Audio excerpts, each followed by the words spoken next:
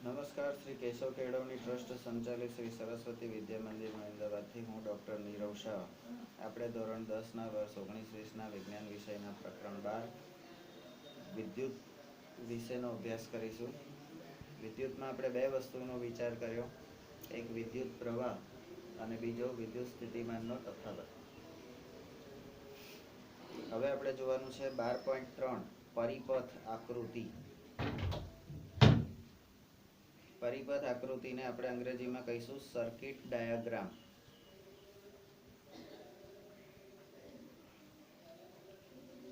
આપણે જાણીએ છીએ કે વિદ્યુત પરિપથ આકૃતિ 12.1માં દર્શાવ્યા મુજબ વિદ્યુત પરિપથની અંદર શું હોય છે? તો એક વિદ્યુત કોષ અથવા તો જેને બેટરી કહીએ છીએ, એક કળ જેને આપણે સ્વિચ કહીએ છીએ, એક વિદ્યુત ઘટક અથવા તો ઘટકો અને જોડાણમાં લીધેલા તારથી બનેલ હોય છે. પરિપથના ઘટકોને પ્રણાલીગત સંકેતો દ્વારા દર્શાવી વિદ્યુત પરિપથ દોરવો સરળ છે. કોષ્ટકમાં 12.1માં સામાન્ય વ્યવહારમાં વપરાતા વિદ્યુત ઘટકોના પ્રણાલીગત સંકેતો દર્શાવેલ છે. એટલે વિદ્યુત પરિપથ જે છે એની અંદર કેટલાક સંકેતો હશે, ચિહ્નો, સંજ્ઞાઓ, એને આપણે શું કહીશું એને અહીંયા અભ્યાસ કરવાનો છે. કોષ્ટક 12.1 પરિપથ આકૃતિમાં સામાન્ય રીતે વપરાતા કેટલાક ઘટકોની સંજ્ઞાઓ. ઘટક 1 વિદ્યુત કોષ. તો તમારી આકૃતિમાં જ્યારે એક મોટો લીટો અને એક નાનો લીટો એવી રચના હોય તો મોટો લીટો એ પોઝિટિવ બતાવે છે, નાનો લીટો એ નેગેટિવ બતાવે છે. અને આ વિદ્યુત કોષ એટલે કે જેને આપણે બેટરી કહીએ છીએ, એ બેટરીના ધન અને ઋણ ધ્રુવ છે, બે છેડા છે. બીજું ઘટક છે બેટરી અથવા વિદ્યુત કોષોનું સંયોજન. ઘણી વખત એવું હોય કે કોઈ સાધન ચલાવવા માટે તમારે એક કરતાં વધારે બેટરી જોડવી પડે, તો એ બેટરીને તમારે શ્રેણીમાં જોડવાની હોય છે, હારમાં જોડવાની હોય છે. એટલે એક બાજુ પ્લસ અને બીજી બાજુ માઇનસ, છેડા તો બંને એન્ડ પોઈન્ટ જે હોય એ પ્લસ માઇનસ જ આવવા જોઈએ. ત્યાર પછી પ્લગ કળ અથવા તો જેને આપણે સ્વિચ કહીએ છીએ, જે ખુલ્લી સ્વિચ હોય છે. તો ખુલ્લી સ્વિચ જે આપણી હોય છે એ તમારી કૌંસ અને બંને બાજુ લીટી દ્વારા દર્શાવવામાં આવે છે. ચોથું ઘટક છે પ્લગ અથવા તો સ્વિચ, પણ એ બંધ હોય તો વચ્ચે એક ટપકું કરેલું હોય છે, તો એ બંધ સ્વિચ છે. બરાબર. અહીં આગળ આપણને વિદ્યુત પરિપથ જે બતાવેલો છે એની અંદર કે કળ એ બંધ સ્વિચ છે. તારનું જોડાણ. કોઈ પણ ઇલેક્ટ્રિક તાર જે હોય એ તારનું જોડાણ જે છે એ જોડાણને તમે બે તારના જંકશન તરીકે, બરાબર, એટલે લંબ તરીકે બતાવી શકો. જોડાણ વગર એકબીજાને પસાર કરતા તાર. કેટલાક તાર એવા હોય કે એકબીજાને જોઈન્ટ ના થતા હોય પણ એની ઉપરથી અથવા તો નીચેથી નીકળી જતા હોય, તો એવા તાર અહીંયા બતાવેલા છે, એટલે ખુલ્લા તાર જેને કહેવાય. વિદ્યુત બલ્બ. તો અહીંયા ઓમેગા જેવી અથવા તો ઇંગ્લિશમાં એમ, કર્સિવ રાઇટિંગની અંદર એમ જે લખો તમે, તો એમ એટલે ઓમેગા ટાઈપની આકૃતિ છે, એને બલ્બ કહેવામાં આવે છે. અથવા તો અહીંયા બલ્બની જ આકૃતિ દોરેલી છે, બે ફિલામેન્ટ અંદર બતાવેલા છે. કેપિટલ આર એટલે કે અવરોધ ધરાવતો અવરોધક. કેપિટલ આર એ અવરોધ ધરાવતો અવરોધક છે અને અવરોધકને વીજળીના થાંભલા અથવા ઝિગઝેગ લાઇનથી તમને બતાવેલા છે. અવરોધમાં બે પ્રકારના અવરોધ છે, એટલે ચલિત અવરોધ અથવા રિયોસ્ટેટ. તો ચલિત અવરોધ, બરાબર. તો ચલિત અવરોધમાં અવરોધ બતાવી અને ઉપર તરફ એરો કરવાનો છે, અને એની બીજી પ્રક્રિયા રિયોસ્ટેટ જે છે એની અંદર એરો ઉપરથી અંદર તરફ આવશે. એ મીટર. આપણને ખબર છે કે વિદ્યુત પ્રવાહ માપવા માટેના સાધનને આપણે એ મીટર કહીએ છીએ. કારણ કે આપણે આગળ વિદ્યુત પ્રવાહમાં શીખી ગયા છે. અને એના પણ એ મીટરના પ્લસ અને માઇનસ છેડા હોય છે, જેને એ સંજ્ઞા વડે દર્શાવવા. વોલ્ટ મીટર વિદ્યુત સ્થિતિમાનનો તફાવત માપવા માટે, એટલે વિદ્યુત સ્થિતિમાનના બે ધ્રુવોની વચ્ચેનો વિદ્યુત પ્રવાહનો તફાવત માપવા માટે આપણે આ વોલ્ટ મીટર દર્શાવીએ છીએ. અને એમાં પણ પોઝિટિવ અને નેગેટિવ બે છેડા હોય છે. તો આપણો જે વિદ્યુત પરિપથ હોય છે, એટલે ઇલેક્ટ્રિક સર્કિટ જે હોય છે, સર્કિટમાં આવા બધા સંકેતો તમને ત્યાં લખેલું ના હોય કે આને બેટરી કહેવાય, આને કળ કહેવાય, અને આ કહેવાય, એવું ત્યાં લખેલું ના હોય. પણ તમારે આ સંજ્ઞાઓના આધાર ઉપર તમારે કામ કરવાનું છે, ને એના પ્રમાણે તમારે વિદ્યુત લેવાનું છે. અહીંથી એક વાયર જતો હોય છે, આ વાયરની અંદર શું છે, એને ક્યાં જોડેલો છે, શું કરેલું છે, બરાબર, એ તમને ક્યાંય લખેલું નહીં હોતું કે ભાઈ અહીંયા આગળ આ કરેલું. અહીંયા એવું કંઈ છે કે ભાઈ આને અર્થિંગ, અહીંયા આ અર્થિંગ વાયર છે, ના ફેઝ વાયર છે, ના ન્યુટ્રલ વાયર છે, એવું ક્યાંય લખેલું છે? નહીં લખેલું. તમારે એને સંકેતો પરથી ઓળખવાના છે. ઓમનો નિયમ 12.4 ઓમનો નિયમ, ohms law.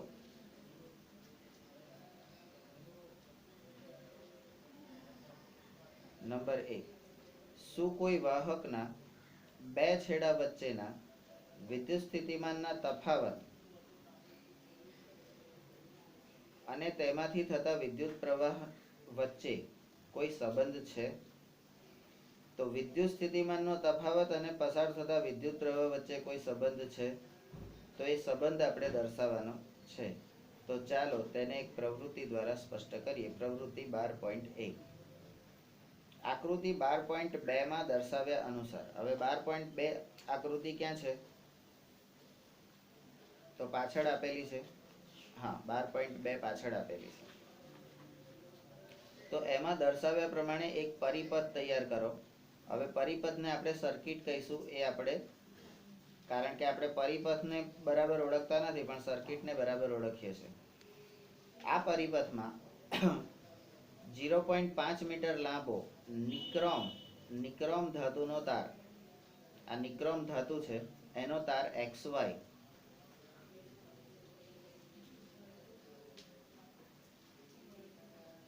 1 A meter, 1 voltmeter અને 1.5 વોલ્ટના 4 વિદ્યુત કોષ, 1.4 વોલ્ટના 5 વિદ્યુત કોષ અને એ જોડો. બરાબર. આ જે નિક્રોમ ધાતુ છે તમારી, આ નિક્રોમ ધાતુ એ કોની બનેલી છે? તો કે નિકલ, ક્રોમિયમ, મેંગેનીઝ અને લોખંડ, આ ચારેય વસ્તુની આ મિશ્ર ધાતુ છે નિક્રોમ.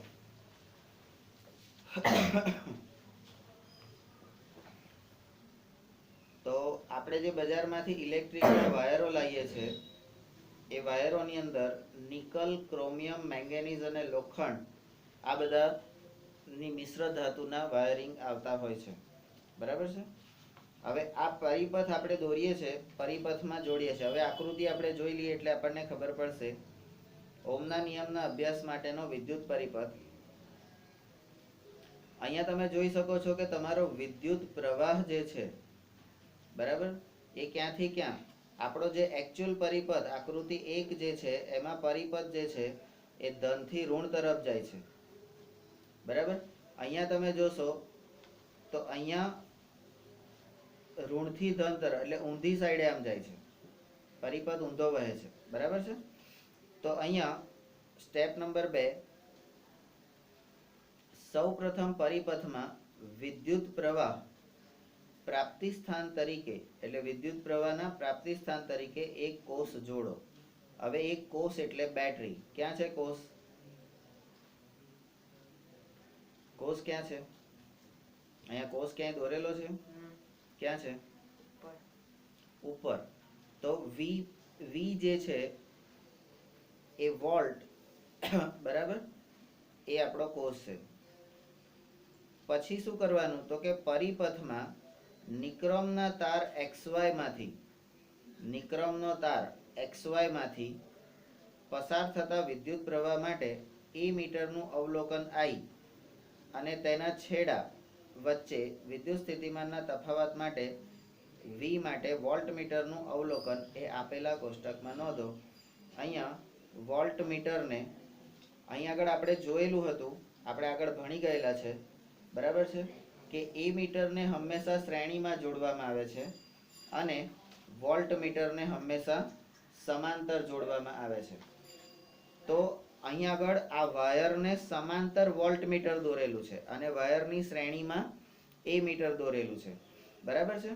તો કેમ આવી રીતે દોરેલું છે એ પણ આપણને ખબર છે, એટલા માટે આપણે પરિપથ બનાવ્યો છે. તો અહીંયા અવલોકન નોંધવાનું છે. Step number 3. હવે પછી પરિપથમાં બે વિદ્યુત કોષ જોડો, એટલે બીજા બે વિદ્યુત કોષ જોડો અને નિક્રોમ ના તારમાં પસાર થતા વિદ્યુત પ્રવાહ અને તેના બે છેડા વચ્ચેના વિદ્યુત સ્થિતિમાનના તફાવત માટે અનુક્રમે એ મીટર અને વોલ્ટમીટરના અવલોકન નોંધો. એટલે પહેલા એક કોષ જોડીને પછી બીજા બે કોષ જોડીને, બરાબર, અવલોકન જોડો. Step number 4. હવે 3 અને 4 વિદ્યુત કોષ માટે ઉપરના પદોથી અલગ 3 અને 4 વિદ્યુત કોષ માટે ઉપરના પદોથી અલગ પુનરાવર્તન કરો. એટલે પહેલા 1 જોડો, પછી 2 જોડો, પછી 3 જોડો, પછી 4 જોડો, બરાબર. બધાના અવલોકન. એટલે 1 હોય તો કેટલો પ્રવાહ વહે છે, 2 હોય તો કેટલો વહે છે, 3 હોય તો કેટલો વહે છે અને 4 હોય તો કેટલો વહે છે, એનું તમારે એ કરવાનું છે. Step number 5. વિદ્યુત સ્થિતિમાનનો તફાવત V અને વિદ્યુત પ્રવાહ I ની પ્રત્યેક જોડ માટે V અને I નો ગુણોત્તર ગણો. V અને I નો ગુણોત્તર ગણો. અહીંયા તમને કોષ્ટક આપેલું છે. પરિપથમાં ઉપયોગમાં લીધેલ વિદ્યુત કોષોની સંખ્યા, વિદ્યુત કોષોને આપણે બેટરી કહીશું, બેટરીની સંખ્યા 1, 2, 3 અને 4. નિક્રોમ ના તારમાંથી પસાર થતો વિદ્યુત પ્રવાહ 1 એમ્પિયર, I એટલે એમ્પિયર, બરાબર. તો કેટલો પ્રવાહ પસાર થાય છે, 1 હોય તો કેટલો, 2 હોય તો કેટલો, બરાબર. નિક્રોમ તારના બે છેડા વચ્ચે વિદ્યુત સ્થિતિમાનનો તફાવત એટલે કે વોલ્ટ, અને આ વોલ્ટ અને એમ્પિયરનો ગુણોત્તર. ત્યાર પછી સ્ટેપ નંબર 6. V વિરુદ્ધ I નો આલેખ દોરો. એટલે વોલ્ટ વિરુદ્ધ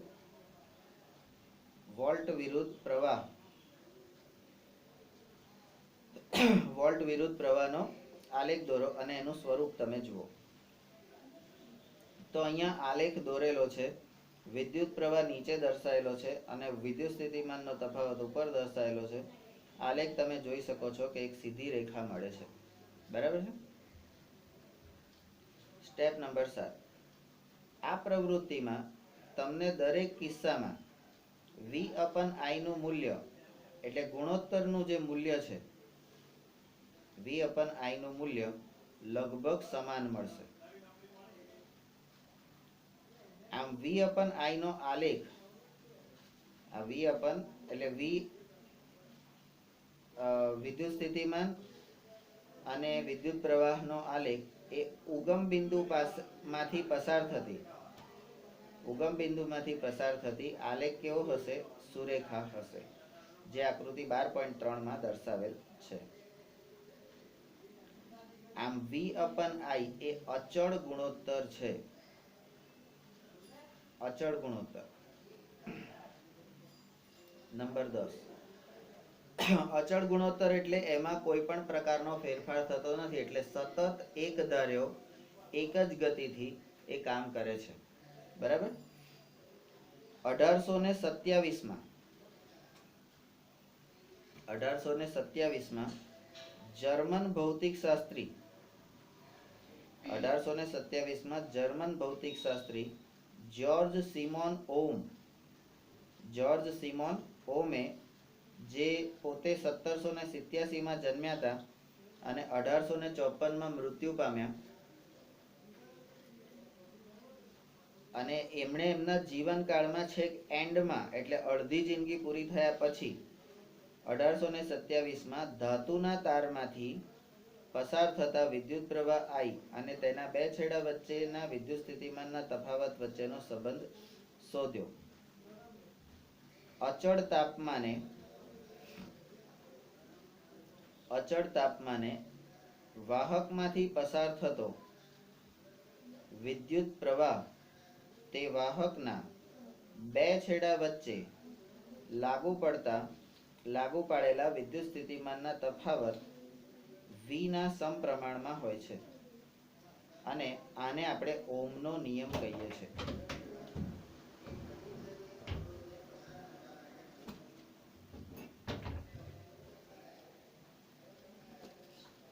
આપણે ઓહમનો નિયમ કહીએ છીએ.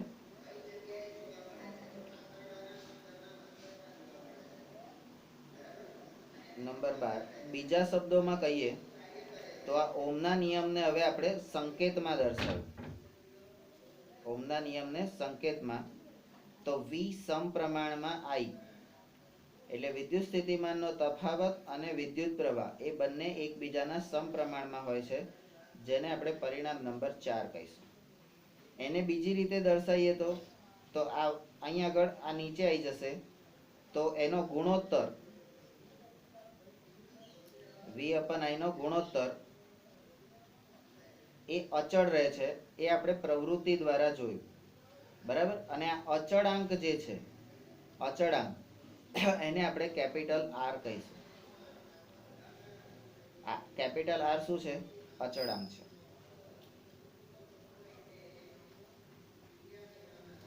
તો હવે એને કેવી રીતે કહી શકીશું? તો I પાછો ઉપર જતો રહેશે. તો આ સમપ્રમાણતાની નિશાની આપણે કાઢવી હોય તો V બરાબર IR, V બરાબર IR એટલે વિદ્યુત સ્થિતિમાનનો તફાવત બરાબર I એટલે વિદ્યુત પ્રવાહ અને અવરોધ એટલે અચળાંક, જેને આપણે પરિણામ 12.5 કહીશું. નંબર 13 સમીકરણ 12.5 માં આ જે R છે એ આપેલા તાપમાને આપેલ ધાતુના તાર માટે અચળાંક છે. અને આ અચળાંક જે છે અને તેને તેનો અવરોધ કહેવામાં આવે છે. અહીંયા ઓહમનો નિયમ એની વ્યાખ્યાઈ, અહીં અવરોધની વ્યાખ્યાઈ. નંબર 14 તે વાહકનો તેમાંથી પસાર થતા વિદ્યુત ભારનો વિરોધ કરવાનો ગુણધર્મ છે. વિદ્યુત ભારનો વિરોધ કરવાનો ગુણધર્મ. નંબર 15 અને તેનો SI એકમ ઓહમ છે. અને આ ઓહમને આપણે ગ્રીક અક્ષર જે છે એને આપણે ઓમેગા કહીશું. ઓમેગા વડે દર્શાવાય છે. તો નંબર 17 ઓહમના નિયમ અનુસાર અવરોધ R બરાબર V/I. અવરોધ R બરાબર V/I. આ તમારું પરિણામ નંબર 12.6 થયું. નંબર 18 જો વાહકના બે છેડા વચ્ચે વિદ્યુત સ્થિતિમાનનો તફાવત 1 V હોય, વાહકના બે છેડા વચ્ચે વિદ્યુત સ્થિતિમાનનો તફાવત 1 V, V એટલે વોલ્ટ, તો તેમાંથી પસાર થતો વિદ્યુત પ્રવાહ A એટલે એમ્પિયર. તો વાહકનો અવરોધ R 1 ઓમેગા છે. એટલે એને સૂત્ર કહીએ તો 1 ઓહમ બરાબર 1 વોલ્ટ અપન 1 એમ્પિયર. નંબર 19 સમીકરણ 12.5 પરથી આપણે નીચે મુજબનો સંબંધ પણ મળે છે. તો આપણે જે વિદ્યુત પ્રવાહ અને વિદ્યુત સ્થિતિમાનનો જે સંબંધ જોઈતો હતો એ સંબંધ હવે આપણને મળે છે. I બરાબર V/R. I બરાબર V/R, જેને આપણે પરિણામ નંબર 12.7 કહીશું. નંબર 20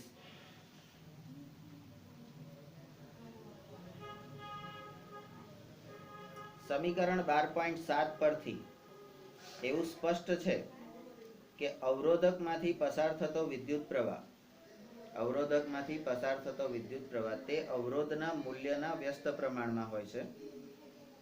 21. એટલે આ જે બધા છે એ આપણે ગુણધર્મોની રીતે આપણે જોવાના છે. અને જો અવરોધનું મૂલ્ય બમણું કરવામાં આવે તો વિદ્યુત પ્રવાહ અડધો થઈ જાય.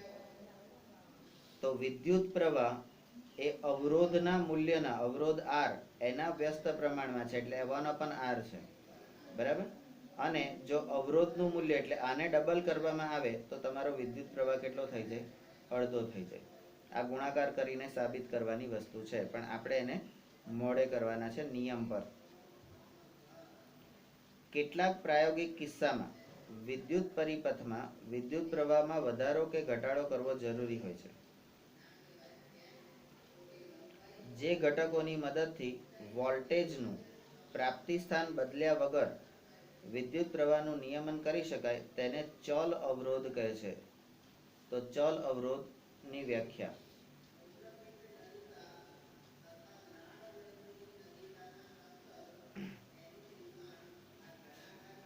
નંબર 24.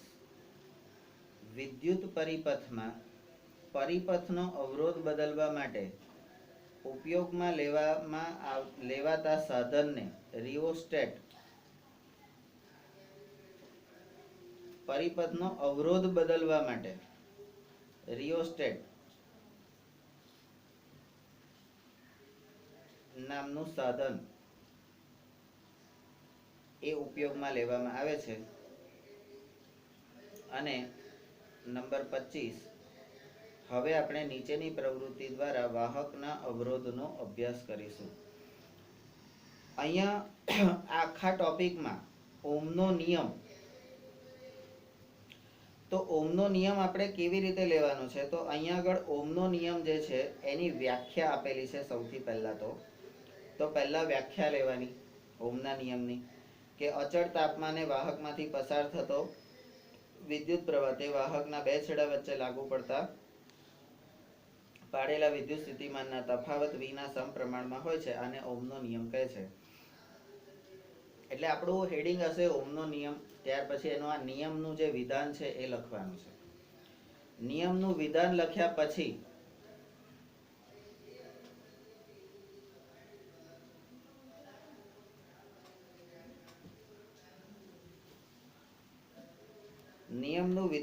પછી આપણે એ જ નિયમને સંકેતમાં લખીશું V સમપ્રમાણમાં I. V સમપ્રમાણમાં I, જેને આપણે પરિણામ નંબર 4 કહીશું. હવે આ સમપ્રમાણતાની નિશાની મારે કાઢવી હોય તો મારે કોઈ અચળાંક મૂકવો પડે. સમપ્રમાણતાની નિશાની કાઢવી હોય તો અચળાંક મૂકવો પડે. ને આવું આપણે 9મા ધોરણમાં વિજ્ઞાનમાં પણ શીખી ગયા છે અને ગણિતમાં પણ શીખી ગયા છે. તો ગુણોત્તર V/I બરાબર અચળ, અને આ અચળાંકને આપણે સંકેતમાં R કહીશું. તો અહીંયા આપણું સૂત્ર થશે V બરાબર IR એ 12.5 સૂત્ર થશે. તો સમીકરણમાં કેપિટલ R જે છે એ આપેલા તાપમાને આપેલા ધાતુના તાર માટેનો અચળાંક છે, એને અવરોધ કહે છે. બરાબર. તો તારનો અચળાંક એને આપણે અવરોધ કહીએ છીએ. બરાબર. અને એ અવરોધ શું કામ કરે છે? અવરોધનું કાર્ય શું? તો અહીંયા આગળ આપણો ઓહમનો નિયમ અહીંયા પૂરો થઈ જાય છે. બરાબર છે. પછી અવરોધ આપણે ભણીએ. તો અવરોધ એટલે શું? તો અવરોધની વ્યાખ્યા, અવરોધનું કાર્ય અને અવરોધ માટેનો સૂત્ર, એનો SI એકમ, એની સંજ્ઞા, આ બધું અવરોધ માટે આવે. તો R બરાબર V/I. પછી ઓહમ. 1 ઓહમ બરાબર કેટલા?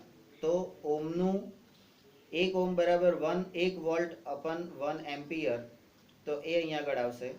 અને આપણે જેના વચ્ચેનો સંબંધ જોવાનો હતો, આપણે આ બધી પ્રવૃત્તિ કોના માટે કરી હતી? તો વાહકના બે છેડા વચ્ચેના વિદ્યુત સ્થિતિમાનના તફાવત અને તેમાંથી પસાર થતા વિદ્યુત પ્રવાહ વચ્ચે કોઈ સંબંધ છે એના માટે આ પ્રવૃત્તિ કરી હતી. તો એ સંબંધ I બરાબર V/R ના સૂત્ર દ્વારા આપણે લઈશું. અને એના કેટલાક નિયમો છે. તો અવરોધમાંથી પસાર થતો વિદ્યુત પ્રવાહ તે અવરોધના મૂલ્યના વ્યસ્ત પ્રમાણમાં હોય છે. અવરોધમાંથી પસાર થતો વિદ્યુત પ્રવાહ એ અવરોધના મૂલ્યના વ્યસ્ત પ્રમાણમાં હોય છે.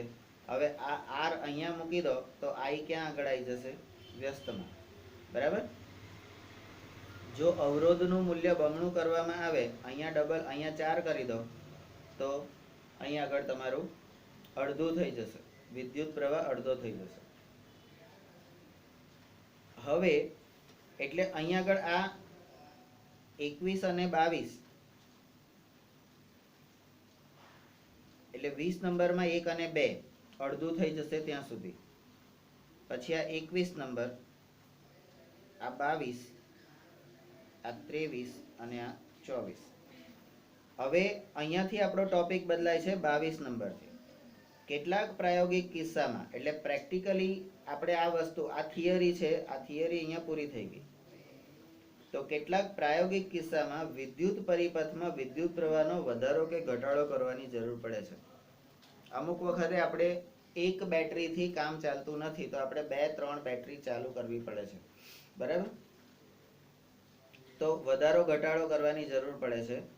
તો જે ઘટકની મદદથી, એટલે જેના દ્વારા આ વોલ્ટેજનું પ્રાપ્તિ સ્થાન બદલ્યા વગર, વોલ્ટેજ એ દિશામાં જ પ્રાપ્તિ સ્થાન થવું જોઈએ, પણ એનું સ્થાન બદલ્યા વગર વિદ્યુત પ્રવાહનું નિયમન કરી શકાય, એને ચલ અવરોધ કહે છે. તો અહીંયા ચલ અવરોધની વ્યાખ્યા.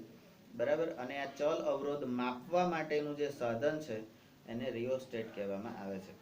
વિદ્યુત પરિપથમાં પરિપથનો અવરોધ બદલવા માટે જે સાધનનો ઉપયોગ કરીએ છીએ, કારણ કે અહીંયા વધારો ઘટાડો કરવાનો છે, તો વધારો ઘટાડો કરવાનો છે એટલે બદલવું છે. બરાબર? વધારો ઘટાડો કરવું છે એટલે બદલવું છે. તો એના માટે જે સાધન વપરાય છે એને રિયોસ્ટેટ કહેવામાં આવે છે. બરાબર? અને આટલું કર્યા પછી આપણે જે આ પ્રવૃત્તિ છે એ આપણું ઉદાહરણ છે. આપણું થિયરી અહીંથી આપણે લેવાની છે. બરાબર? અને આ થિયરી ઓમનો નિયમ છે. બરાબર? એ અહીંયા ચલ અવરોધ કે એના ઉપર સુધી અહીંયા આગળ આવશે. અને આ જે થિયરી છે એ આપણી સમજૂતી છે ઓમનો નિયમ કેવી રીતે શોધી શકાય અથવા તો કેવી રીતે આવે છે એ પ્રવૃત્તિ છે. બરાબર? તમે પ્રવૃત્તિ પહેલા લખો કે પછી લખો કોઈ વાંધો નથી, પણ આપણો ટોપિક જે છે એનું ઉદાહરણ, એટલે ટોપિક પહેલા આવે અને એ કેવી રીતે આવ્યું એની સમજૂતીને ઉદાહરણ એ પછી આવે, તો એ રીતે તમે લખી શકો આને. બરાબર? હવે આપણે આ ચલ અવરોધ સમજવા માટે, એટલે કે અવરોધ બદલવા માટેનો જે વસ્તુ છે એની એક પ્રવૃત્તિ કરીએ છીએ. પ્રવૃત્તિ 12.2. એક નિક્રોમનો તાર, અને આ નિક્રોમ શેનું બનેલું છે એ આપણને અહીંયા આગળ આપેલું છે. નિકલ, ક્રોમિયમ, મેંગેનીઝ અને લોખંડની મિશ્ર ધાતુ છે. એક ટોર્ચ બલ્બ. ટોર્ચ બલ્બ એટલે બેટરીની અંદર જે નાની ગોળી, એટલે નાનો ગોળો આવે છે એની વાત કરેલી છે. એક 10 વોલ્ટનો, એક 10, હવે આ W છે એ વોલ્ટ નથી, શું છે? વોટ. આ W છે એ વોટ છે. આવું આપણને કેવી રીતે ખબર પડી હતી ભાઈ? આ વોટ છે એ ક્યાંક આવ્યું હતું આગળ કે આને વોટ કહેવાય? આ રહ્યું, કઈ ગયું?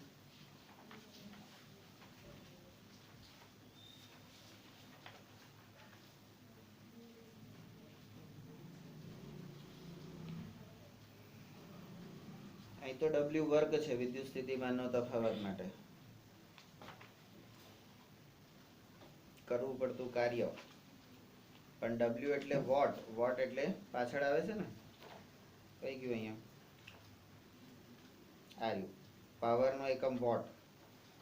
બરાબર? તો આ બલ્બ છે એનો પાવર કેટલો? બલ્બ દ્વારા કરવું પડતું કાર્ય ના આવે, એ પાવર આવે એનો. બરાબર? તો 10 વોટનો પાવર બલ્બ લેવાનો છે. આપણે જનરલી કેવું બોલીએ? ગોળો લેવા જઈએ તો 60 નો ગોળો આપો, 0 નો ગોળો આપો, 100 નો ગોળો આપો. બરાબર? તો એ 100 શું છે? 60 શું છે તો વોટ છે. શું છે? વોટ. બરાબર, એનો પાવર છે. એક એમીટર 0 થી 5 એમ્પિયરની રેન્જનું, 0 થી 5 એમ્પિયર એટલે એ મીટરમાં કાંટો જે છે એ આ બાજુ 0 અને આ બાજુ 5 એની વચ્ચે ફરતો હોય કાંટો, એટલી જ રેન્જનું એટલે નાનું એ મીટર મૂકવાનું છે. એક કળ એટલે સ્વિચ અને જોડાણ માટેનો તાર લેવાનો છે. આટલી વસ્તુ આ પ્રવૃત્તિમાં લેવાની છે. આને આપણે શું કહીશું? સાધન. નંબર 2, 1.5 વોટના, હવે આ વી એટલે વોલ્ટ, તો 1.5 વોલ્ટના એવા 4 સૂકા કોષ એટલે બેટરી અથવા પાવર, જેને આપણે સેલ કહીએ છીએ, એને શ્રેણીમાં અને તેની સાથે એમીટર આકૃતિ 12.4 માં દર્શાવ્યા પ્રમાણે જોડો અને XY અંતરાલ એટલે ગેપ છોડીને પરિપથ બનાવો. X અને Y વચ્ચે ગેપ છોડીને પરિપથ બનાવો. બરાબર, આ બધી વસ્તુ તમારે જોઈન્ટ કરવાની છે. બરાબર, XY અંતરાલ જોડ્યો, એક વાયર લીધો જોડાણ માટેનો તાર. બરાબર, સૂકો કોષ 4 સૂકા કોષ લેવાના છે. તો આ 1, આ 2, આ 3 અને આ 4, 1 2 3 અને 4 સૂકા કોષ એટલે 4 બેટરીને શ્રેણીમાં જોડ્યા છે એકબીજાની સાથે. એ મીટર અહીંયા છે. બરાબર, અહીંયા કે એટલે કળ છે તમારી, સ્વિચ. બરાબર, અને આ XY અંતરાલ છે. તો આને હવે આ નિક્રોમનો તાર છે, 10 વોટનો બલ્બ અને આપણો ટોર્ચ બલ્બ. બરાબર, અહીંયા 2 બલ્બ લેવાના છે, એક ટોર્ચનો બલ્બ છે અને એક 10 વોટનો બલ્બ છે. બરાબર, ટોર્ચનો બલ્બ એટલે બેટરીની ગોળી આટલી જ હોય અને પેલો 10 વોટનો થોડો મોટો હોય. બરાબર, સ્ટેપ નંબર 3. હવે આકૃતિ પરિપથ આપણે દોરી દીધો, જોડી દીધો, બનાવી દીધો. હવે કે છે અંતરાલ XY માં નિક્રોમનો તાર જોડી અને પરિપથ પૂર્ણ કરો. નિક્રોમનો તાર જોડીને પરિપથ પૂર્ણ કરો. બરાબર, આ જે અંતરાલ છે એની અંદર આ નિક્રોમનો તાર જોડવાનો છે. આ જે તાર અહીંયા આપેલો છે છૂટો, એ અહીંયા આગળ જોડી દેવાનો છે. બરાબર છે, કળમાં પ્લગ ભરવો, સ્વિચની અંદર પ્લગ ભરવો. બરાબર, અને એ મીટરનું અવલોકન કરો. એ મીટરમાં હવે શું થાય છે એનું અવલોકન કરો. કળમાંથી પ્લગ બહાર કાઢી લો. હજી આપણે સ્વિચ ચાલુ બંધ કરી નથી તો પણ કળમાંથી પ્લગ બહાર કાઢી લો. બરાબર, નોંધ, પરિપથમાં વિદ્યુત પ્રવાહ માપ્યા પછી હંમેશા પ્લગ કળમાંથી બહાર કાઢી લો. દરેક વખતે આ કરવાનું. એટલે આપણે જનરલી આપણા ઘરમાં આવું કરતા હોય છે કે પ્લગ નાખ્યો, સ્વિચ બંધ કરી દઈએ છે, પણ પ્લગ બહાર કાઢતા નથી. તો એનાથી શું પ્રોબ્લેમ થાય? તો એનાથી પ્રોબ્લેમ એવો થાય કે ક્યારેક જો પાવરની વધઘટ થાય તો તમારી જે ડિવાઇસ છે, તે જે સાધનનો પ્લગ છે, એ સાધનમાં નુકસાન થવાની શક્યતા છે. અર્થિંગ વધી ગયું તો પણ પ્રોબ્લેમ થાય, અથવા તો જતું રહ્યું અર્થિંગ તો પણ પ્રોબ્લેમ થવાની, કરંટ આવવાની શક્યતા. ઘણી વખત આપણે એમને આ બંધ છે પણ પ્લગ નાખેલો છે તો એની અંદર મને કરંટ આવશે. બરાબર, અથવા તો જો પાવરમાં એકદમ લાઇટ આવીને જતી રહીને ફરી પાછી આવીને ફરી જતી રહીને એવું 2-3 વાર થાય તો એ તમારું કમ્પ્યુટર ઉડાડી પણ દે. એટલે કોઈ પણ ડિવાઇસને નુકસાન કરી શકે છે. બરાબર, તો આ બંધ કરવાનું. પ્લગ બંધ કર્યા પછી એટલે સ્વિચ બંધ કર્યા પછી પ્લગ કાઢી લેવાની એક ટેવ, એ સારી ટેવ પાડવી જોઈએ. હવે અંતરાલ XY માં જે આપણે ગેપ રાખી હતી એમાં નિક્રમના તારની જગ્યાએ આપણે જે નિક્રમનો તાર જોડ્યો હતો એની જગ્યાએ હવે ટોર્ચનો બલ્બ જોડો. ટોર્ચનો બલ્બ એટલે પ્રવૃત્તિ એ જ કરવાની છે. પહેલા નિક્રમનો તાર જોડીને કરવાની છે, પછી ટોર્ચનો, અને પછી મોટો બલ્બ જોડીને કરવાનો છે. બરાબર? તો ટોર્ચનો બલ્બ જોડો અને તેમાંથી વહેતો વિદ્યુત પ્રવાહ એ મીટરની મદદથી નોંધો. Step number 5. હવે XY અંતરાલમાં 10 વોટનો બલ્બ જોડી, 10 વોલ્ટનો, 1 2 ને 3 આવી ગયા, 10 વોલ્ટનો બલ્બ જોડી ઉપરના પદોનું પુનરાવર્તન કરો. ફરીથી પાછું વિદ્યુત પ્રવાહમાં એ મીટરની નોંધ લો. તો શું XY અંતરાલમાં જોડેલ જુદા જુદા ઘટકો માટે એ મીટરના અવલોકનો ભિન્ન મળે છે? તો ભિન્ન મળે જ. ઉપરના અવલોકનો શું દર્શાવે છે? તો એ અવલોકન શું છે જોઈએ.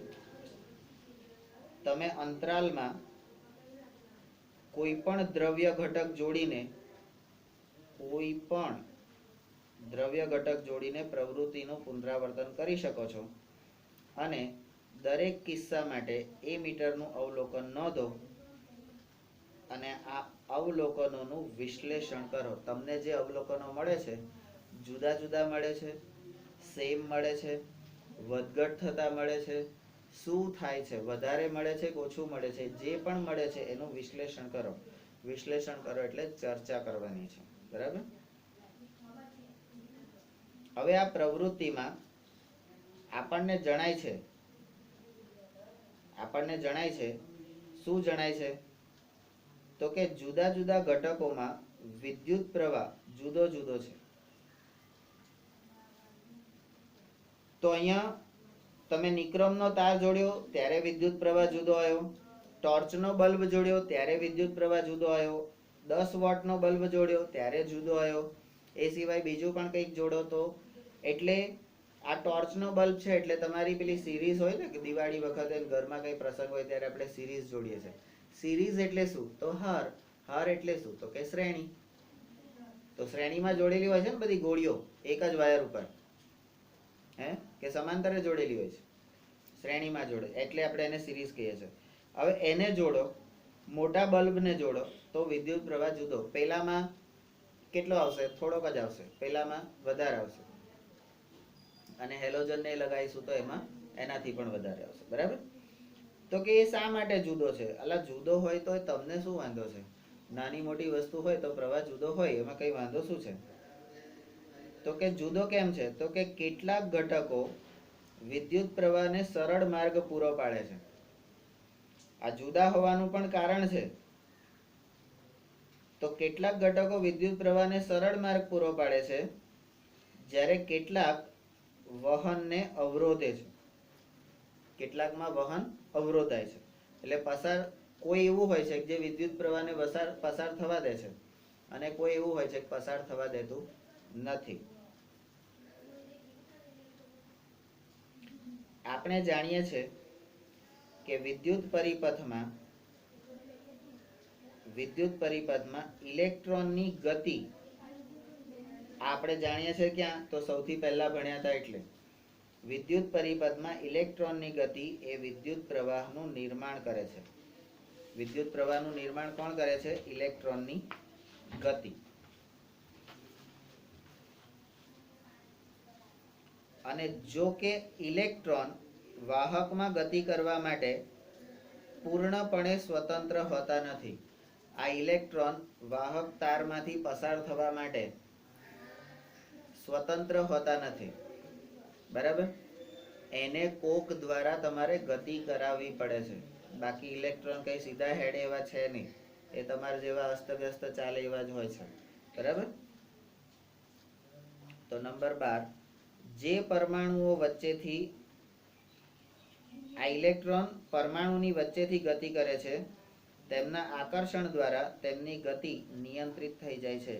તમે વચ્ચે કયો પદાર્થ, કયું ઘટક લીધું છે એના પર આ ઇલેક્ટ્રોનની ગતિ નિર્ભર કરે છે. બરાબર? આમ વાહકમાં ઇલેક્ટ્રોનની ગતિ તેના અવરોધ દ્વારા મંદ પડી જાય છે. આપેલા પરિમાણ જ્યારે આવે ત્યારે આપણે એને કદ સમજવાનું. આપેલા પરિમાણના વાહકોમાં જેનો અવરોધ ઓછો હોય તેને સારો વાહક કહેવાય. બરાબર. તમે કોઈ પણ કામ કરતા હોય, તમે તોફાન મસ્તી ગમે તે કરતા હોય, બરાબર, અને હું તમને કશું જ ના કહું, હું ચૂપચાપ બધું ચલાવી લઉં, બરાબર, તો હું બહુ સારો કે આ ગુરુજી તો બધું કરવા દે, બરાબર, તો એ સારો વાહક કહેવાય. પણ જો તમે સીધા ના બેઠા હોય અથવા બેઠા બેઠા ઝોકા મારતા હોય અને હું એમ કહું કે સીધો બેસ, મોઢું ધોઈ આય, ઝોકા ના મારીશ, બરાબર, તો વાંધો. આમ નહીં કરવાનું, તેમ નહીં કરવાનું, આમ જ કરવાનું, આવું જ કરવાનું, આવું બધું હું જ્યારે તમને ટોકું મીન્સ અવરોધ કરું ત્યારે હું ખરાબ કહેવો. બરાબર. તો બધું પસાર થવા દે, એટલે એનો અવરોધ ઓછો, એટલે જેટલી રોકટોક ઓછી તો એ સારો. બરાબર. જે વાહક ગણના પાત્ર અવરોધ લગાડતો હોય એને અવરોધક કહે છે. તો અહીંયા તમારી અવરોધક આગળ હતી અવરોધની વ્યાખ્યા, અહીંયા અવરોધક. બરાબર. જે અવરોધ કરી શકે એને અવરોધક કહીએ. તો અવરોધક એટલે ગણના પાત્ર. કેટલીક વખત એવું હોય, તમે કોઈ કામ કરો છો, અહીંથી દોડતા દોડતા જાઓ છો, તમારા પગમાં એક નાનો કાંકરો વાગે છે. તો એ કાંકરો ખાલી તમને પગમાં વાગીને તરત એ થઈ છૂટો પડી જાય છે, એટલે એ તમને નુકસાન નથી કરતું. એનાથી કદાચ 1 સેકન્ડ માટે તમારી ગતિમાં અવરોધ આવશે, પણ પછી તમે એ સહન કરીને આગળ વધી જશો. તો એ અવરોધ તમારો નગણ્ય કહેવાય. આપણે એને સહન કરી શકીએ છીએ, ધેટ મીન્સ નગણ્ય. એ અવરોધને ગણી શકાય નહીં કે ભાઈ એને અવરોધ આવ્યો તો એટલે આવું થયું, એવું નહીં. પણ તમે દોડો છો, મિલ્ખા સિંહ પિક્ચરની અંદર તમે જોઈ શકો છો કે મિલ્ખા સિંહ પિક્ચરની અંદર એના પગમાં ખીલાવાળા બૂટ ખોસી દીધેલા હોય છે, બરાબર. તો એનાથી એને તકલીફ પડતી હોય છે, અને એની પણ પહેલા બૂટ વગર એ જ્યારે દોડતો હોય છે ત્યારે એના પગમાં પથ્થર ઘૂસી જાય છે, અને ઘૂસી જાય છે પથ્થર, તો ત્યાં એ દોડતા દોડતા પડી જાય છે. તો આ અવરોધ ગણના પાત્ર અવરોધ છે. બરાબર. કે એને ધ્યાનમાં લેવાય, બધાને ધ્યાનમાં આવે છે. પેલો જે ઓફિસર હોય છે એને પણ ખબર પડે છે કે ભાઈ દોડ્યો તો સરસ, જો આ પથ્થર ના હોત તો આજે વર્લ્ડ રેકોર્ડ કરત, અથવા તો એને જો બૂટ પહેર્યા હોત તો વર્લ્ડ રેકોર્ડ. તો આ ગણી શકાય એવો અવરોધ છે. તો જે ગણી શકાય એવો હોય, જે દેખાતો હોય એવા અવરોધને અવરોધક કહેવામાં આવે છે. નંબર 16, સમાન પરિમાણ એટલે કે કદ ધરાવતા વાહકોમાંથી જેનો અવરોધ વધારે હોય એને મંદ વાહક કહેવામાં આવે છે. બરાબર. તો સારા વાહકને આપણે બીજા શબ્દોમાં કહીશું તો આપણે જે નાના હતા ત્યારે ભણતા હતા સુવાહક. બરાબર. આપણે કહે છે ને કે ભાઈ લોખંડ એ વિદ્યુતનું સુવાહક છે. લોખંડમાંથી વિદ્યુત પસાર થાય ને, અને પ્લાસ્ટિક એ એનું અવાહક છે. બરાબર. તો સારો વાહક એટલે સુવાહક, જેમાંથી ઓછો અવરોધ થાય, એટલે અવરોધ વધારે હોય તો એને મંદ વાહક કહેવામાં આવે, એટલે ધીમે ધીમે કરંટ પસાર થાય. બરાબર. અને આ જ પરિણામ ધરાવતો પરિમાણ ધરાવતો અવાહક એ આનાથી પણ વધુ અવરોધ લગાડે છે. એટલે અવરોધ એમાં સુવાહક, મંદવાહક અને અવાહક. બરાબર. તો સુવાહક, મંદવાહક અને અવાહક. તો અવરોધના 3 પ્રકાર છે. તો અહીંયા આપણે અત્યારે પરિપથ એટલે કે આકૃતિની અંદર આવતી સંજ્ઞાઓને શું કહેવામાં આવે છે વિજ્ઞાનની ભાષામાં એ શીખ્યા. ઓમનો નિયમ શીખ્યા, ઓમના નિયમ માટેના સૂત્રો શીખ્યા, અવરોધ શીખ્યા. બરાબર. અવરોધનું મૂલ્ય એમાં વધઘટ થાય છે, વિદ્યુત પ્રવાહના મૂલ્યમાં પણ વધઘટ કરવામાં આવે છે. તો એ કેવી રીતે કરવામાં આવે છે એ પણ આપણે શીખ્યા. બરાબર. અને જે એના મૂલ્યમાં વધઘટ કરી શકે છે એને અવરોધ કહે છે. સુવાહક હોય તો અવરોધ ઓછો હોય, થોડોક વધારે તો મંદ વાહક, અને અવરોધ ના હોય, વિદ્યુત પ્રવાહના વહન માટે અવરોધ ના હોય, એટલે કોઈ પણ અવરોધ ના હોય તો એને અવાહક કહેવામાં આવે છે. બરાબર. કે એમાંથી પસાર થઈ શકે નહીં. તો અવાહક જે વસ્તુ હોય છે એની અંદર અવરોધ વધારે હોય છે, અને અવરોધ વધારે હોય તો અંદર વિદ્યુત પ્રવાહ પસાર થઈ શકતો નથી. પ્લાસ્ટિકની અંદર, પ્લાસ્ટિકની ડોલની અંદર આપણે ઇલેક્ટ્રિક કરંટ પસાર કરીએ તો એ પ્લાસ્ટિકની ડોલને તો પણ આપણે અડી શકીએ છીએ. એનું એક ઉદાહરણ છે વોટર હીટર. બરાબર.